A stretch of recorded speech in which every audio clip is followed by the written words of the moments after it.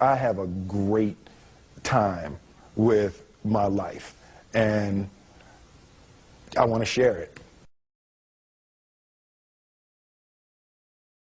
I love living. I think that's infectious. It's something that you can't fake. Greatness is not this wonderful, esoteric, elusive, God-like feature that only the special among us will ever taste. You know, it's something that truly exists in all of us. It's very simple. This is what I believe, and I'm willing to die for it. Yeah. Period. It's that simple. I know who I am, and I know what I believe. I know who I am, I know what I believe. That's all I need to know. And that's all I need to know. So from there, you do what you need to do.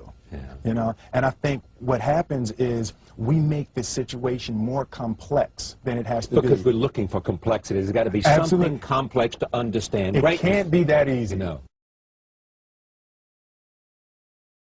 We didn't grow up with the sense that where we were was where we were going to be. You know, we grew up with the sense that where we were almost didn't matter because we were becoming right. something greater.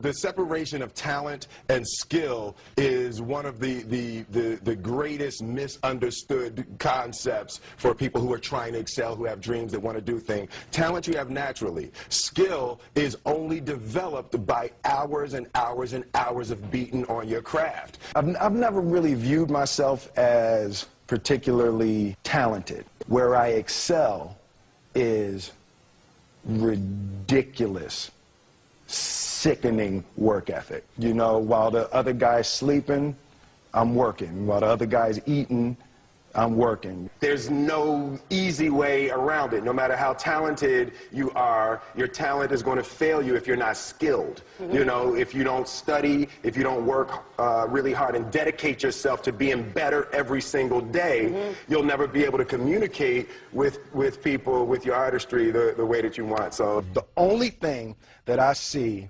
that is distinctly different about me is I'm not afraid to die on a treadmill. You might have more talent than me, you might be smarter than me, but if we get on the treadmill together, right, there's two things. You're getting off first, or I'm going to die. It's really that simple. One summer, his dad tore down a brick wall on the front of his business and told 12-year-old Will and his 9-year-old brother to rebuild it, a job they said was impossible. It took them a year and a half, but they did it. And he said, now don't you ever tell me it's something that you can't do. You don't try to build a wall.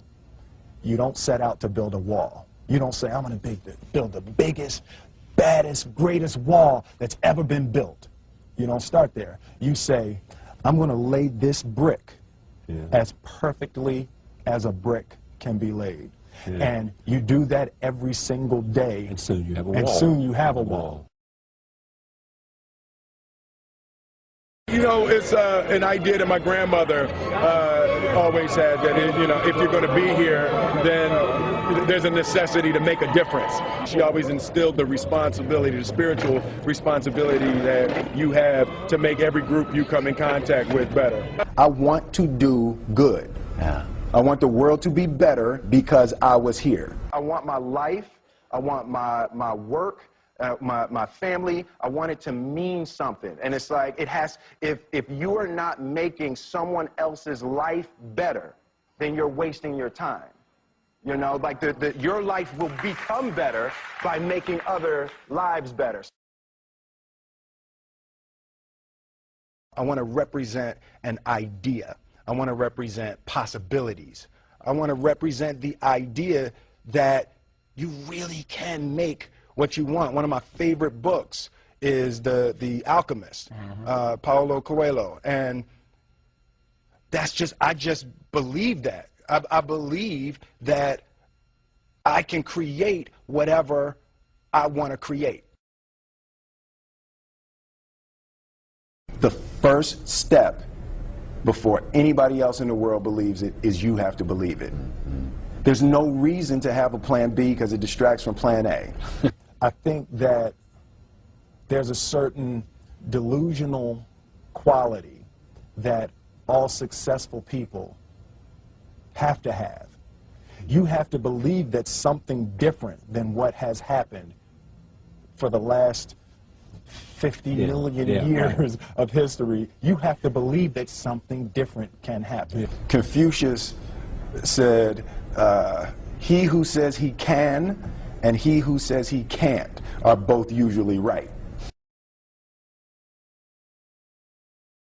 Being realistic is the most commonly traveled road to mediocrity. Why would you be realistic? What's the point of being realistic? Just put up a barrier. Yeah, I'm going to do it. It's done. It's already done. The second I decide it's done, it's already done. It's now we just got to wait for y'all to see. It's unrealistic to walk in a room and flip a switch and lights come on. That's unrealistic. Fortunately, Edison didn't think so. It's unrealistic to think you're going to bend a piece of metal and fly people over an ocean in that metal. That's unrealistic. But fortunately, the Wright brothers and others didn't believe that. Our thoughts, our feelings, our dreams, our ideas are physical in the universe. That if we dream something, if we picture something, if we commit ourselves to it, that is a physical thrust towards realization that we can put into the universe. That the universe is not a thing that's going to push us around. That the world and people and situations are not something that are going to push us around. That we are going to bend the universe and command and demand that the universe become what we want it to be. I study the patterns of the universe. There's a redemptive power that making a choice has, you know, rather than feeling like you're at effect to all the things that are happening. Make a choice, right? You just decide what it's going to be, who you're going to be, how you're going to do it. Just decide.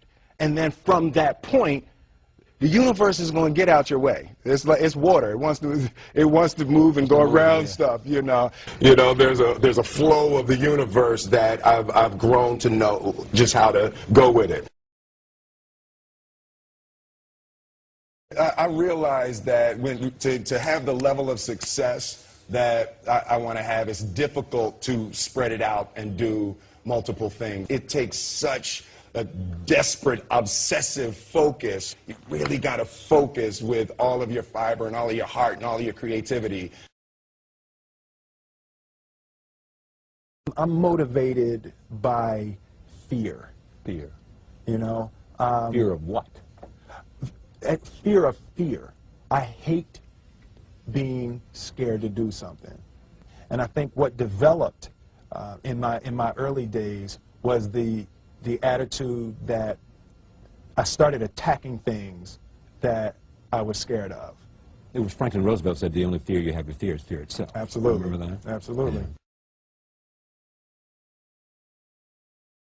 You can't be scared to die for the truth.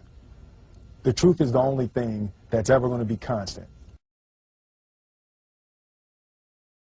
Don't ever let somebody tell you you can't do something. Not even me. All right? You got a dream, you got to protect it. People can't do something themselves. They want to tell you you can't do it.